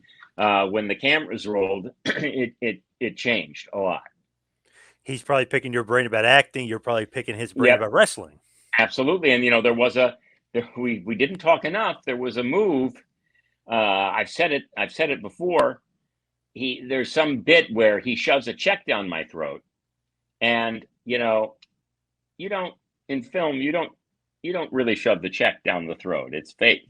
He, coming from the world of wrestling, shoved this check down my throat, and I swallowed about half of it. And I mean, it took me about an hour to recover. I was coughing for about 4, and I said, what are you doing? What are you doing? And he goes, "Oh, I'm sorry. That's what we do." It was like, well, remind me not to do that. So I wish we talked a little more that time. But yeah, right. Besides that, like, I know you're a big Hogan mark, and so am I. Like, I never stopped being a mark for Hulk Hogan. Never, ever, ever, ever. And that's why, bro, this Bash at the Beach was so played up over the years. Bro, to me, this was just another story. And that's why, bro, I never had any heat with Hulk over it. But like the only thing was, bro, when we got to the defamation of character lawsuit, that's when I really said, like, really, bro, like we were in a wrestling ring during a wrestling show. I'm referring to you as your character name. Are we really going to go through with this? Like, that was the only thing. But bro, I never had any animosity or was upset at him or anything, because I totally got it and I totally understood. Maybe that lawsuit could have been a way to get some money back because Brad wasn't going to book him for his dates. Well, bro, here's what I found out later on. When he sued me for defamation of character, he was suing the WCW at the same time. And by suing me for defamation of character, like, even though they knew there was, bro, he called you Hulk Hogan. Like, there's no way in the world, even though they knew that, the fact that he sued me along with WCW made their WCW lawsuit stronger. And that's why they did it. And, you know, bro, I totally got that, but I'm going to be honest with you, John. It wasn't fun for me to be dragged through depositions and all that bullshit. I had never had to do that before, John. I never got sued for anything. I've never been in any kind of trouble. And to have to go through that process, basically because that helped him with the bigger lawsuit, that was a little bit of a pain in the ass for me. Was yours thrown out, your lawsuit? Oh yeah, twice, bro. Like the first judge said, let me get this straight. This is a wrestling show. You're in a wrestling ring and he's calling you by your character name. He threw it out. Bro, they appealed it. And the second judge said the same exact thing. How can you sue me for defamation of character when I'm referring to you as Hulk Hogan? You know, Hulk Hogan, I don't know how he's still alive because he's taken so many steroids and snorted so much coke that I just don't know how he's alive to this day. And then there was that video that came out with that. What's that guy's name? The pup thing, or the? I don't know if anybody's seen that video, but there was a lawsuit over it. Oh, Remember that? yeah, Bubba the Love Sponge. He had sex with with his friend's wife, and he used the N-word, I guess, when he was being recorded. But there's another video that came out recently of Hogan accusing Jesse Ventura of being on cocaine, and he said that Adrian Adonis would get mad at Jesse because Jesse would snort all of Adrian's cocaine. But it seemed like Hogan was saying that in a bitter way towards Jesse. Hannibal, that's a bald-faced lie. Now, I will tell you this. Adrian Adonis was a cocaine head, a cocaine addict, just like Hulk Hogan. And but Jesse Ventura, I never, ever, ever seen him do cocaine.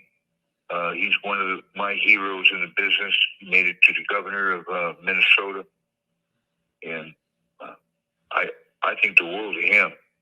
And but with Adonis, unfortunately, died in a car wreck in Canada. Vince let him go because he was so strung out on coke, just like JYD, Junkyard Dog, and there was so many.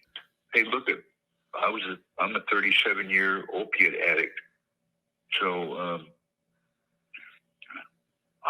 Who am I to really say? But I've never done cocaine. I just sold it. I've never done methamphetamine. And did Hogan, by the way, I get this question from fans a lot. That time you met him at the last autograph session you did in New York in 2013, I believe. I guess you hadn't spoken to him since probably the late 80s at that time, but was there ever any further contact after that? Fans ask me that all the time. Did he ever... Oh, not really. Even though we exchanged email addresses, he really hasn't emailed me or a phone call or anything. So that was just a very congenial meeting, shaking hands and everything at that time. But we never, there's never really been any desire on, or any reason to reach out to each other and just even to say hello. I mean, Did you ever consider suing him for gimmick infringement? I think you would have had a great case there. Yeah. Yeah. And actually, he actually told me at that very meeting where the photo, that famous, my favorite photo of all of you pointing to Hogan and telling him your arms are going to be bigger than his. Of course, my favorite picture of that meeting is you pointing at Hogan. Please post that picture with this interview of you. Yeah, I'll post it for the part where we're talking about this. Yeah, just put that still up of you pointing at the Hulk and challenging him to an arm wrestling contest.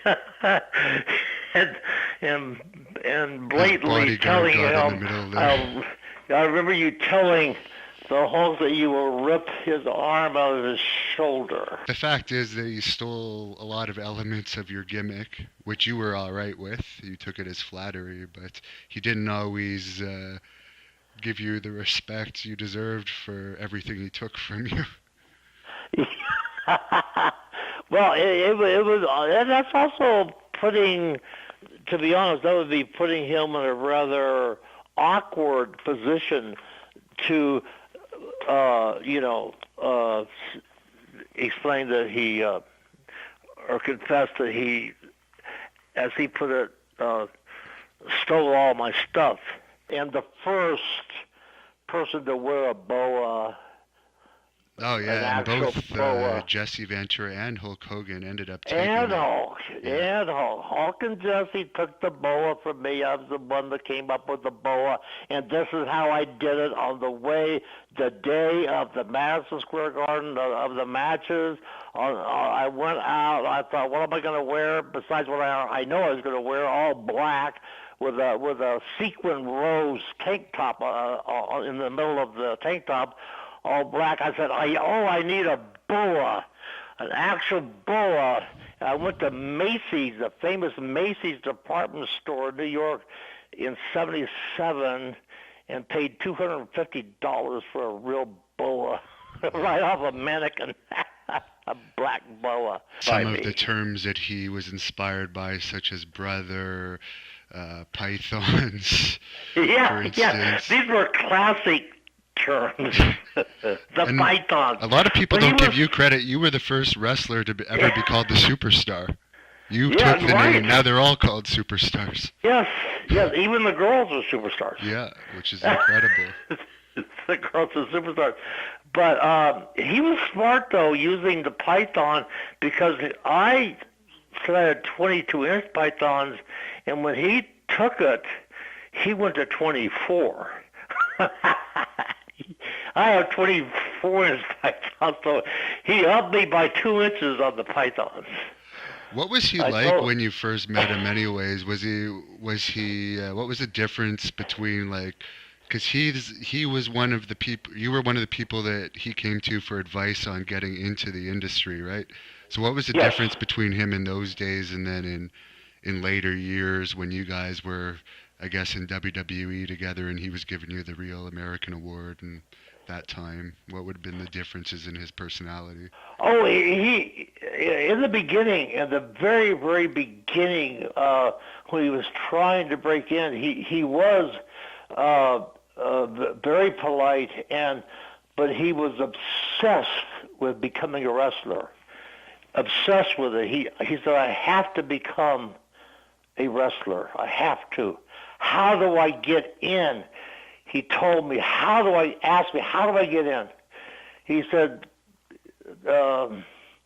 Matsuda and Eddie Graham, and they won't let me in. They won't give me a tryout,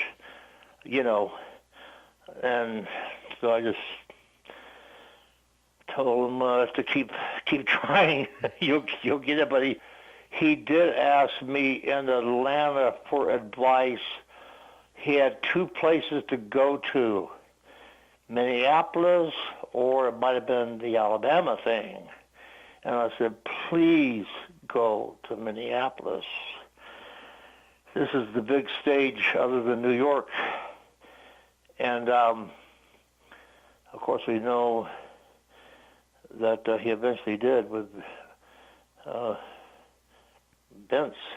Yeah. I remember when I met you that day, you told me a story that you were once brought into WCW to get some advice and had a dinner with Hulk Hogan. So maybe you could also share that story because it was pretty interesting. Yeah, I was flown in. Actually, it was after Owen Hart's death. He died in '99, and I was flown in to WCW for a Monday Night Raw, and Bobby Heenan was the interviewer, and they brought me in to talk about angles, and Bret Hart had set that up for me, and we had a meeting. I discussed some angles with them and what have you. I suggested that some of the things they could do to make the show more popular.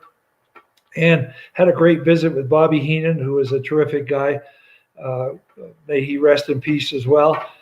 And then we had a dinner at the end of that, and we went to a restaurant, and Hulk Hogan was there, and there was a big table. There was about 8 of us. Bret was there. I think Bret would recall this.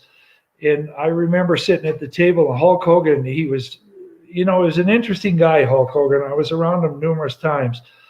And not one of my favorite people. I just found him to be somewhat arrogant, and you could tell the vanity and the ego of him was certainly a big piece of his personality. I kind of wish I had got a chance to know him better, because I'd like to have been more, maybe have an opinion about him based on more of an experience. But I'll never recall, or I do recall the fact that he ordered a big steak, and we're all sitting at the table eating at this restaurant, which was closed off to the public. And at the end of the dinner, he just got up and walked out of the restaurant, and the waiter came over and with the bills for the table, and they said, Mr. Hogan's bill's here, and he just got up and walked away and didn't even pay his bill. I don't know to this day if they pursued him and got him to pay the bill, but I thought that was rather arrogant on his part. And I just have to say, in all honesty, I never had a real good opinion about him. Even in the Saddle Dome, in my last show, he did something that I never really forgot and felt really bad about. Was that when we had the arena packed, there was 22,000 people in there, and it was in Calgary in the Saddle Dome, and it was during a time when there was a bunch of young showgirls there who were a part of the Stampede, which is a great big event here in Calgary. And they were waiting outside the dressing room, and they all asked if they could get Hulk Hogan's autograph, and they were waiting. He came out the door, and they were all standing there, these young girls, 16, 17-year-old with cowboy hats on, and they were, really sweet young girls. And he just snubbed them and walked right by them and wouldn't sign it. And, I was really disappointed by that. So I took their programs that they had, and I took them in the dressing room, and I asked all the guys to sign them, and there was the British Bulldogs, and everybody was there, and they all signed them, and I took them back out, and I give these programs that were all signed to these young girls, and I apologized about Hulk Hogan. But little things like that sometimes create lasting memories, and unfortunately I don't have a lot of great memories of my association with him.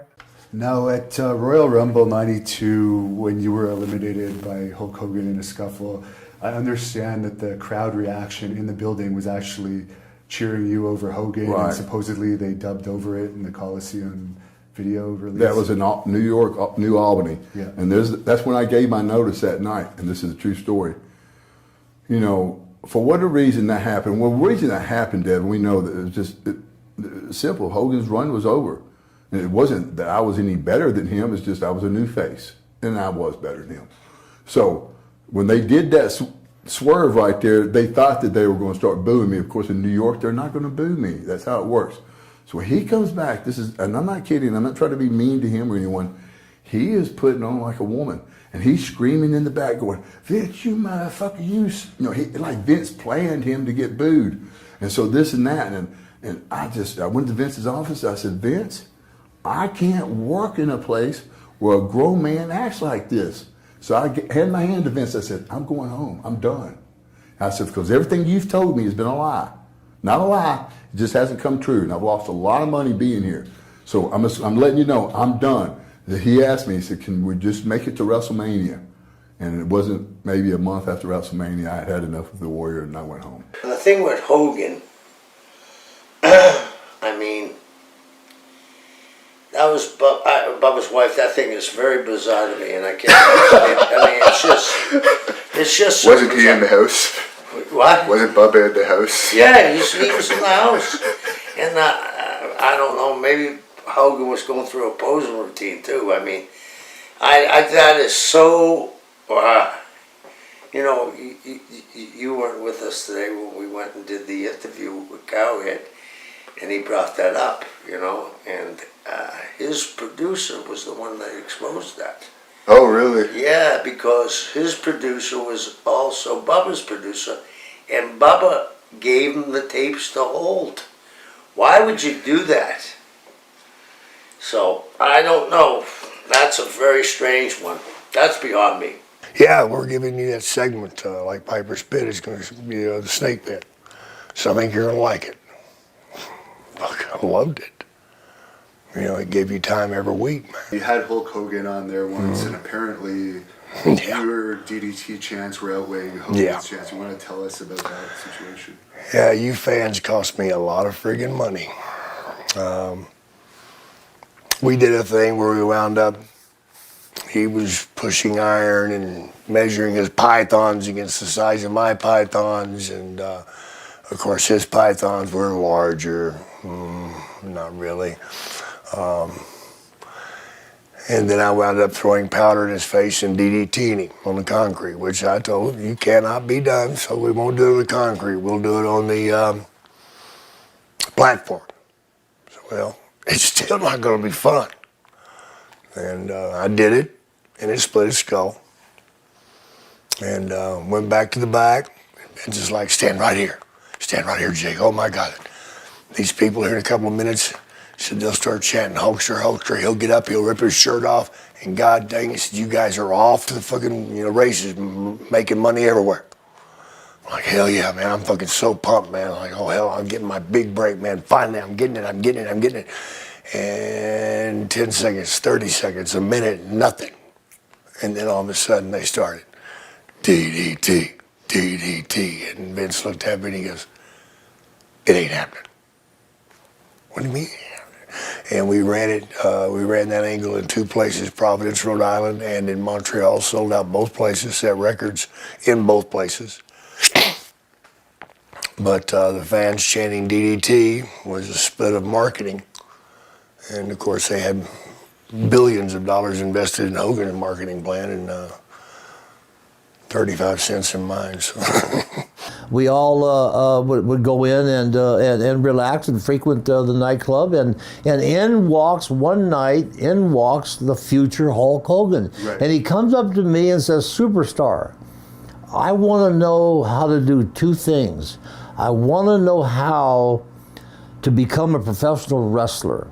He said, "I have tried my best. I've gone to the office and they won't let me even have a tryout inside the sportatorium, right, inside their personal training where they did their taping and everything." Yeah.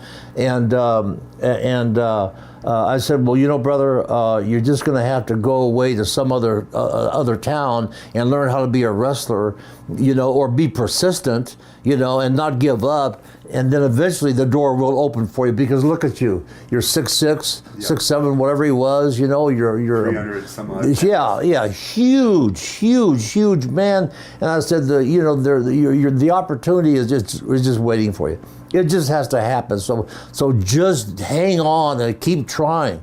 Keep beating the door down. Don't give up. Don't give up. I encouraged him. Yeah. I encouraged him. And so, and as it turned out, he took my look. The ear cuff, you started. The ear cuff, yeah. Ripping the brothers. yeah. Pythons. He took everything, and when again, he was a heel, he took the beard, because when you were a heel in Japan, you had the black beard. Had the beard. And yes. the bleach blonde hair. Yes. Just like Yes. Ric Flair, just like Jesse Ventura. Yes, but that's another compliment. Oh yeah, That's another compliment. It's like and he took it to the next level and he made the best out of it. Oh, and the timing was perfect. Right. It was absolutely perfect. It was just perfect. And then Vince got wind of him, and then the whole world opened up, and he became probably the world's most famous wrestler ever. Right. Nobody will be more famous than Hulk Hogan to this day. Some things came up with me and Hulk that I really regretted, and we finally worked out, and now we're great friends, and I'm very proud of that. Yeah. But there were some issues that came up, and like I said, it's all water under the bridge. Throw that python up there, brother. Throw that python up there, brother.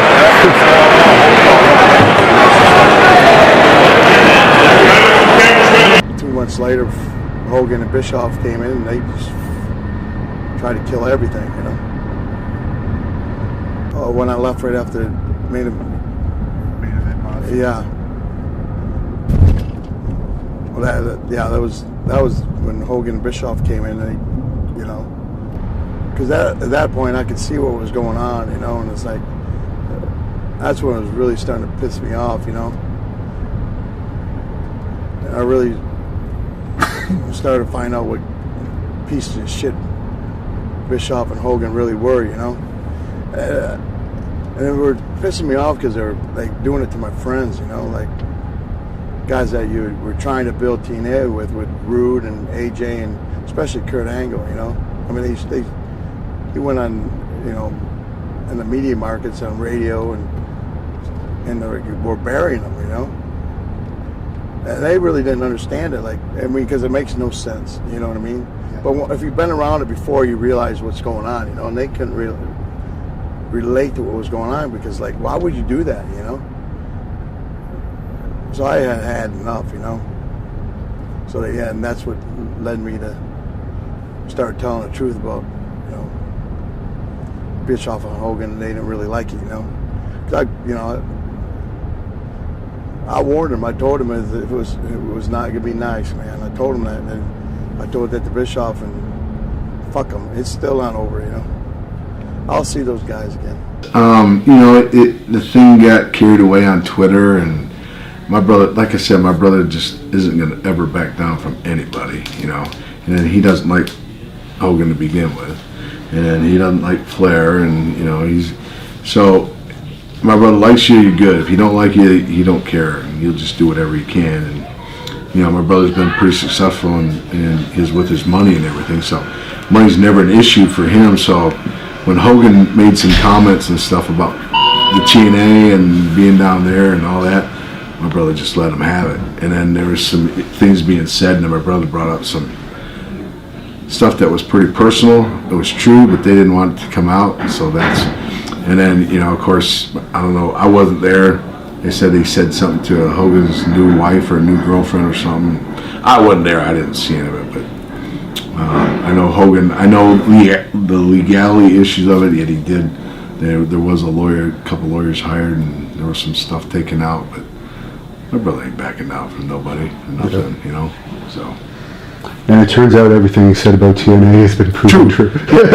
everything, you know, I think that's the funny, you know, my brother, he says it, and it is kind of raw and, you know, off whatever it is, but it's always true, or it always comes true.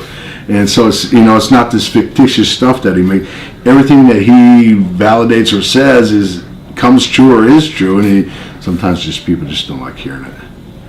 You know, I think that's what that people have, and he's like the only one that'll say something. Everybody's worried about, oh, don't do that. You know, you'll lose this, or you won't be in the Hall of Fame. My brother don't care. Yeah. You know, he'll just say what he wants to say. I was not a fan of Hulk when I was in WCW because this is my opinion, okay, and this is why I didn't like what he stood for, in that he always used to talk about the team. You know what I'm saying? Like, we gotta make sure this guy's on the team. You know, this guy's got a team. He always talked about the team, but like he had his own locker room and stuff and everything and all that. Yeah. And that just rubbed me the wrong. It just rubbed personally. I didn't like that. You know what I'm saying? Like you're talking about the team, like, well, you know, Hall and Nash are in the locker room with the boys, you know, but like all these guys talking about team, like, well, for a team, why you guys have your own locker rooms? That's not a. That was really the only issue I had, like with Hulk, with that. Like I didn't like him using the team concept when you basically are just got your own. You're off on your own. You're above everybody. You know what I mean? I didn't like that. It was a lot of fun back then, but I remember going out with the boys afterwards. I never made it back to the hotel. Hacksaw Jim Duggan, Hulk Hogan, Brian Knobs. Although it was Brian Knobs who pulled me into the limo with them. I went downtown. And, I was never so scared in my life. All these crowds had gathered around, found out we were down there, and Hulk Hogan and all the guys were there, and I couldn't get out if I wanted to. These crowds just amassed us. And you know, I didn't feel good about that. You know, I don't like being closed in like that, but it was an interesting time, and we were going from bar to bar. You know, Hulk Hogan. I don't know if people know he was a musician also. So he can play that electric guitar a little and do this. So he was jumping up on stage with these bands and just hanging out and doing his thing. And we were following him around. But these boys were doing some things that I wouldn't participate in. And I'll never forget, that was the day that my career was marked. Because they were doing things that I'm not going to say here. But, I don't believe it about Knobs. Yeah. Knobs and the guys were offering this stuff to me, and I wasn't participating. Yeah, but I would drink a good beer with you. I used to have a good sleep with you. You know, a good, you know, mixed drink with you. But I ain't doing the other stuff.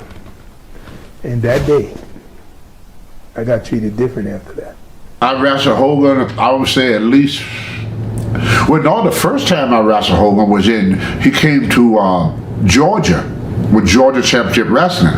And Tommy Wildfire Rich went to Ole Anderson, who was the booker, and said, you should work a program with Hogan because he's about one of the few heels that Tony could work with. Back in the old days, the heel was always bigger than the babyface in the older days. You know, they didn't have little heels. Yeah. And they wanted me to work an angle with Hogan because he had the big muscles, he was big and everything. And Ole Anderson refused to build Hogan up. So when I went to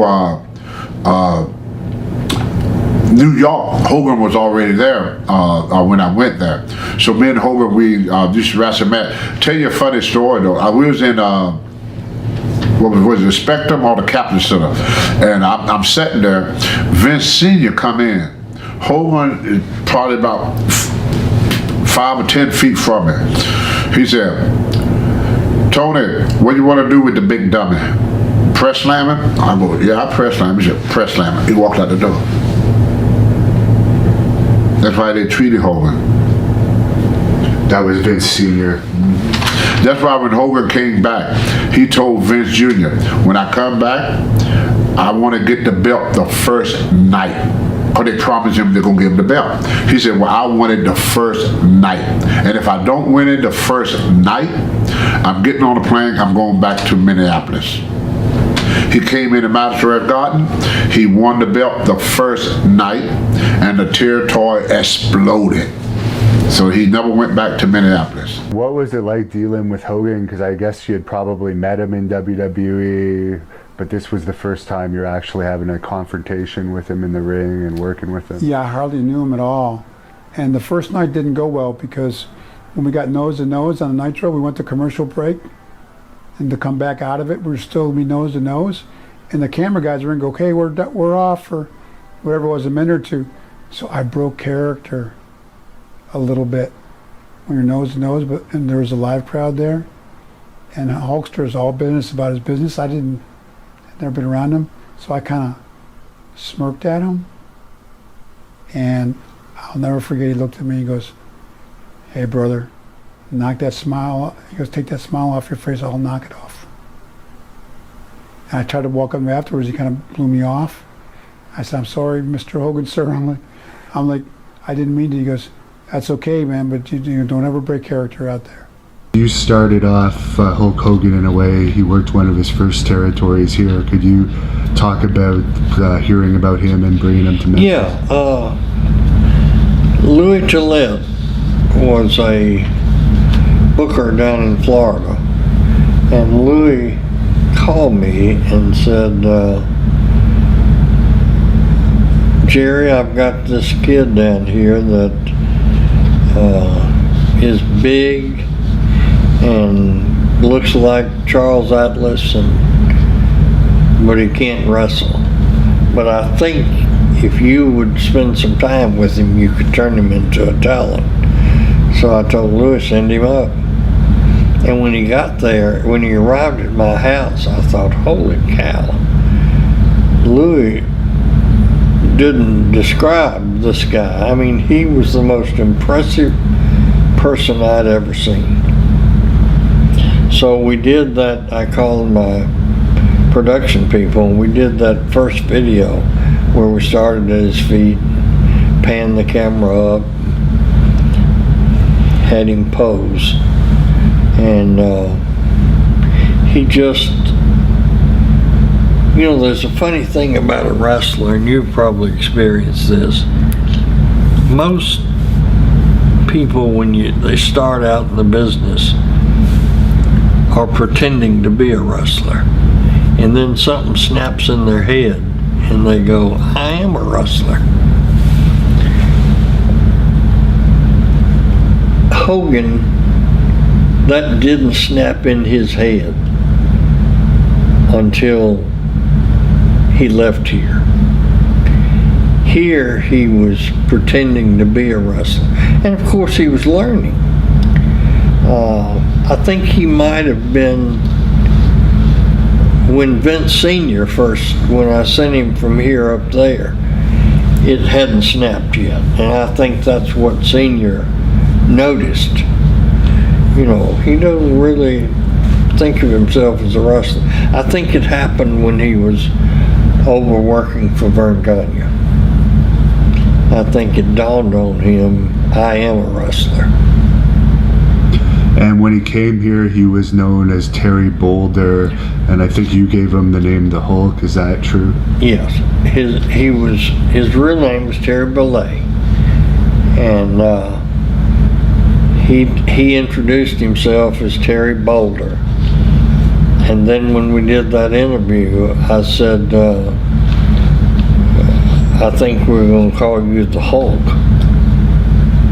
And he said, well, I don't want to get in trouble with the comic book character. And I said, no, as long as you don't call yourself the Incredible Hulk. Hulk is a descriptive adjective. He said, oh, okay. So we just called him the Hulk.